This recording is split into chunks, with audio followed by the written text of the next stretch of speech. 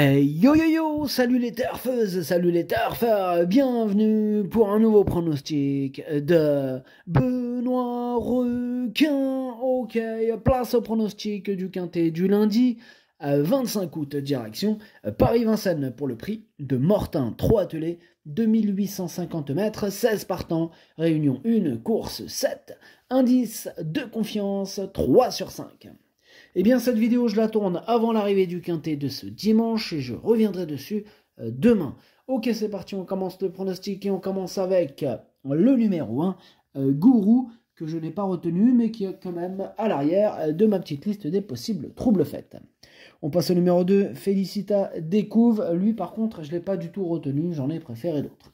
J'en ai préféré d'autres, comme d'ailleurs le numéro 3, Glycina Bella, et on écoute Jean-Paul Marmion. Glycina Bella a effectué une bonne rentrée à La Rochelle dernièrement. Précédemment, je ne la sentais pas au mieux et je ne l'avais pas présentée en compétition. Elle a peu d'expérience à Vincennes, elle a 9 ans, elle ne va pas trouver de meilleur engagement en province, Elle est très bien physiquement, ici elle a sa place à l'arrivée. Alors, petite précision, là, si vous écoutez tous les entraîneurs de la course, il n'y en a pas un seul qui dit qu'elle n'a pas sa place à l'arrivée, elle n'a pas sa place à l'arrivée. Il n'y en a pas un qui dit ouais vous pouvez l'écarter ou là voilà on est dans ce délire là, voilà.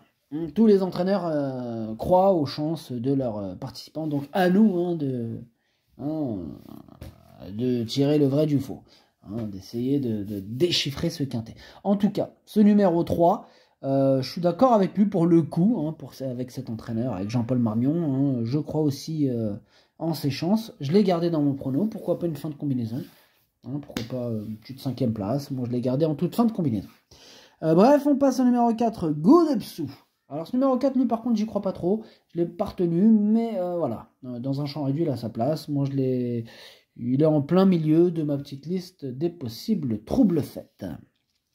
On enchaîne avec le numéro 5, Falcom du Bocage, et on écoute Pierre-Louis de Sonnette.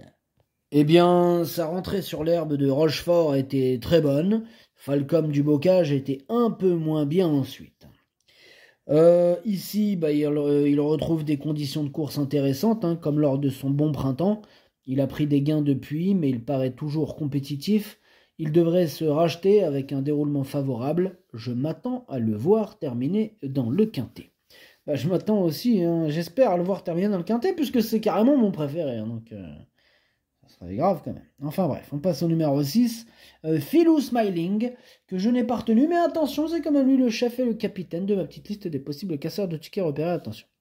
On passe au numéro 7, Grand Sourire, et on écoute Guillaume Lisée.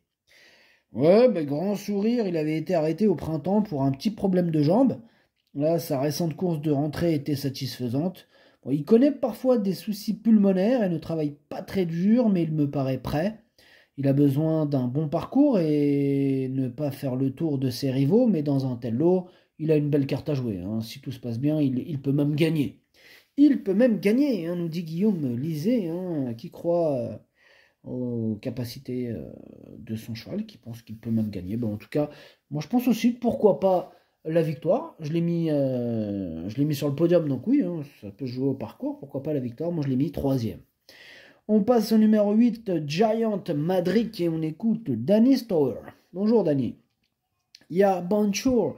Giant Madrid, il avait mal au talon de postérieur après la Rochelle. On a soigné cela et un peu le dos au niveau musculaire. En condition, il est bien. Elle avait besoin de plusieurs parcours. Elle doit rassurer, mais l'occasion est belle pour se remettre en évidence. Les jeunes comme les étrangers sont absents, elle devrait réaliser une belle performance. Ok, merci, Danny Stower. Eh bien, ce numéro 8, moi, il me plaît beaucoup. Je l'ai gardé dans mon prono, je l'ai mis 5e. Bref, on passe au numéro 9. Philou de la Rouvre, que je n'ai pas du tout retenu, j'en ai préféré d'autres. On passe au numéro 10. Gagneur, avec un nom comme ça, il devrait gagner.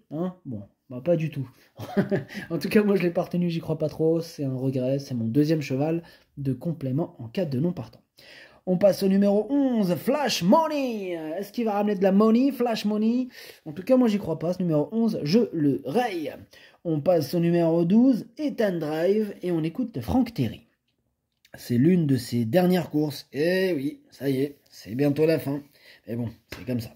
Écoutez, sa dernière sortie ne compte pas. Les analyses ont révélé la maladie de Lyme. Hein. Alors, Ethan Drive, il a été traité depuis. Hein. Encore heureux. Je ne veux pas le présenter avec la maladie de Lyme quand même. Ça se ferait pas, évidemment. Bon, revenons à nos moutons. On a aussi fait quelques soins après une douleur à un postérieur. Décidément, dites-moi, Franck, on a des soucis, le pauvre maladie de Lyme, postérieur. La liste est encore longue ou... Écoutez, là, bon, au niveau forme, là, il apparaît plutôt bien. Bon, plutôt bien, donc... Ça fait peur quand même, mais si vous le dites, c'est vous l'entraîneur, vous le connaissez mieux que nous, votre cheval. C'est vrai. Donc je vous dis, il apparaît plutôt bien. Maintenant, il affronte des concurrents qui ont montré leur forme récente. Le mien, il doit rassurer. Il va essayer d'accrocher une petite place. Il doit rassurer. Bon, alors là, c'est le point d'interrogation, ce numéro 12. Parce que c'est vrai que, voilà, il a eu des soucis de santé. En classe pure, il a les moyens de faire très très mal lundi, mais où en est-il question santé, en espérant qu'il va mieux. Moi, il me fait peur, je me dis on sait jamais, s'il va mieux, je lui souhaite, voilà, il va montrer son vrai visage et terminer à l'arrivée. C'est la raison pour laquelle je fais un pronostic optimiste sur son cas, donc voilà, je pense qu'il va mieux, j'espère en tout cas qu'il va mieux, qu'il va nous montrer son vrai visage, je l'ai gardé en bout de combinaison.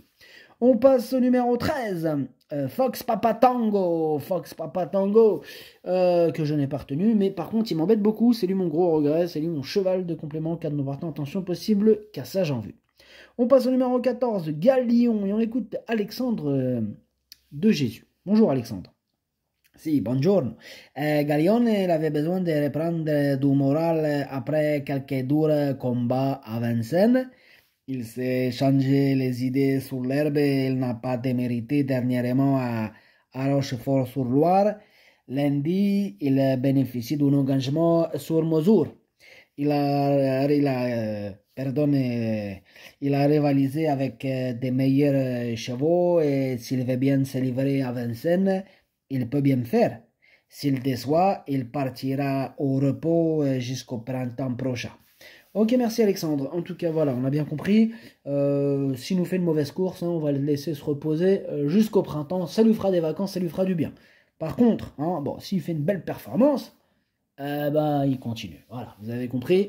En tout cas, je reste optimiste, un peu comme pour le numéro 12. Je me dis qu'il va faire une belle performance. Voilà. L'optimiste ne voit que la rose, tandis que le pessimiste ne voit que l'épine. En tout cas, ce numéro 14, je l'aime beaucoup, je l'ai mis deuxième. On passe au numéro 15, Favici Pasmarik, et on écoute Pascal Danet. Oui, Favici Pasmarik, il vieillit très bien, il a 10 ans. Il est toujours aussi compétitif, il fait preuve d'une belle régularité. Là, par exemple, dernièrement à Vichy, on lui avait laissé volontairement les faire, et sa course est très bonne. Bon, là, il retrouve Vincennes où ses dernières prestations sont bonnes, avec des ambitions pour cet engagement que l'on a visé. Il sera pieds nus, Anthony Barrier le connaît parfaitement. Mais dites-moi Pascal, mais tous les feux sont au vert avec ce numéro 15. Oui, là vraiment, on est confiant. Voilà, ça fait plaisir, quelqu'un d'optimiste. Pascal Danet nous a partagé sa vision des choses, à propos de son cheval, ses commentaires, mais aussi son optimisme, son énergie. Donc merci à toi Pascal. Ce numéro 15, il me plaît beaucoup. Je l'ai mis 4e, attention à lui. Et on termine avec le numéro 16, GG Baroque. Et on écoute Loris Garcia. Oui, c'est moi, c'est Loris. Écoutez, je vous présente GG Baroque, qui a désormais 2 courses dans les jambes, après avoir été arrêté au printemps. Donc là, 2 courses, c'est plutôt pas mal. Alors, c'est vrai qu'il avait besoin de retrouver la compétition, et puis bon, il a nettement gagné en condition depuis. Il a d'ailleurs très bien travaillé récemment. Il fait face à un engagement en or, mais c'est vrai qu'il y a longtemps qu'il ne s'est pas mis en évidence. Il a besoin de rassurer, mais il est sur la bonne voie. il est sur la bonne voie. GG Baroque, hein, donc avec ces 2 courses dans les jambes, il monte en condition. Hein, donc un peu comme pour le numéro 12 et je me rappelle plus lequel, et le 14. Voilà, je suis plutôt optimiste à leur propos. Pourquoi pas une réhabilitation complète de GG Baroque que je garde dans mon prono à la 6e place. Le pronostic, ça donne 5, 14, 7, 15, 8, 16, 12, 3. Merci d'avoir suivi cette vidéo. N'hésitez pas à mettre un pouce bleu si la vidéo vous a plu. Pour accéder à tous mes tickets pour la course du Quintet, eh bien rendez-vous directement en description de la vidéo.